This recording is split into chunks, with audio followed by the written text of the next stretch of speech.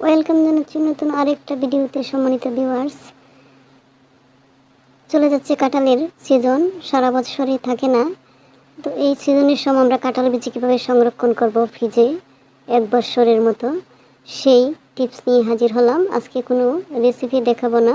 এখানে কিছু কাঁঠাল বিচি আমি পরিষ্কার করে নিয়েছি। এখানে আমি কিছু কাঁঠাল বিচি দুপালি করে নিয়েছি। এগুলো মূলত মাছ বা ঝোল রান্না করি আমরা যেভাবে। আর এখানে নিয়েছি 4 টুকরো করে, অর্থাৎ একটা কাঁঠাল বিচিকে 4টা পিস করে নিয়েছি, চিকন চিকন করে কেটে নিয়েছি। এটা মূলত চেপা শুটকি অন্য কিছু দিয়ে পাক করা যায়।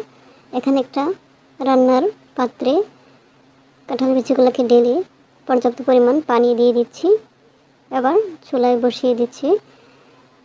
আমি এগুলোকে এমনভাবে সিদ্ধ করব, পুরোপুরি সিদ্ধ হবে না, অর্থাৎ 50% সিদ্ধ হবে। দেখতে পাচ্ছেন শক্ত রয়ে গেছে, কিন্তু কাঁঠাল বিচিগুলো সিদ্ধ হয়েছে 50%। আবার যখন আমরা রান্না করব তখন আরও সিদ্ধ হবে, এর জন্য আমি অল্প সিদ্ধ করে রেখেছি। আর কাঁচা রাখতে গেলে এগুলা পরে সিদ্ধ হতে চায় না, এর জন্যই হালকা সিদ্ধ করে নিলাম। এবার লবণের পলি, যেগুলোকে আমরা বলি লবণ বিক্রির পলি, ওই পলিতে আমি নিয়ে নিচ্ছি। চাইলে এয়ারটাইট বক্সে ভরেও রাখা যায়। অবশ্যই বিচিগুলো ঠান্ডা করে নিতে হবে।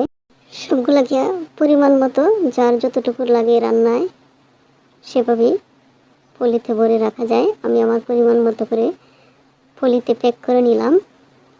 সবগুলোকে এইভাবে পরিমাণ মতো করে করে আমি ছোট ছোট পলিতে প্যাক করে নিচ্ছি। এই প্রসেসটা খুবই ভালো একটা প্রসেস, কারণ সারা বছরে তো কাঁঠাল বিচি পাওয়া যায় না। আমরা ফ্রিজে রেখে এভাবে সারা বছর সংরক্ষণ করতে পারি। হয়ে গেল প্যাক করা। এদিকে আমি কিছু আস্ত কাঁঠাল বিচি রাখবো, এগুলোকেও হালকা সিদ্ধ করে নিয়েছি। আর এই বিচিগুলো মূলত গোশত দিয়ে রান্না করা হয়ে থাকে বা ভর্তাও করে খাওয়া যায়। আমি এগুলোকেও পরিমাণ মতো করে করে প্যাক করে নিচ্ছি।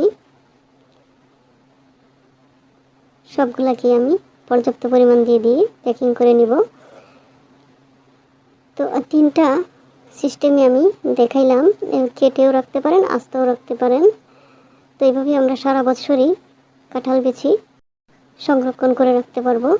আজকের টিপসটা কেমন লেগেছে অবশ্যই ভালো লাগলে লাইক কমেন্ট করবেন। আজ এ পর্যন্তই। আল্লাহ হাফেজ।